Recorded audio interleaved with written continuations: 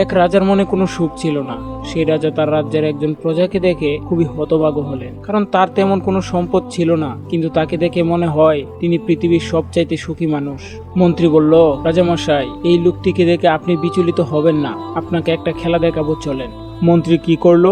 একটা ব্যাগ সেই লোকটির ঘরের সামনে রেখে আসলো। অবাক করা বিষয় হলো, তারপরের দিন থেকেই সেই লোকটির মনে কোনো সুখ নেই। রাজা বলল, মন্ত্রী, তুমি সেই ব্যাগের মধ্যে কি দিয়েছিলে যার কারণে সেই লোকটির মনের সুখ শেষ হয়ে গেল? তখন মন্ত্রী বলল, রাজামশাই, আমি সেই ব্যাগের মধ্যে 99টা স্বর্ণমুদ্রা দিয়ে ব্যাগের উপরে লিখে দিয়েছি এই ব্যাগে 100টি স্বর্ণমুদ্রা আছে। লোকটি ওই 99টি স্বর্ণমুদ্রা পেয়ে খুশি না হয়ে সেই মিথ্যা একটা স্বর্ণমুদ্রা খুঁজতে খুঁজতে তার খুশিকে শেষ করে দিচ্ছে।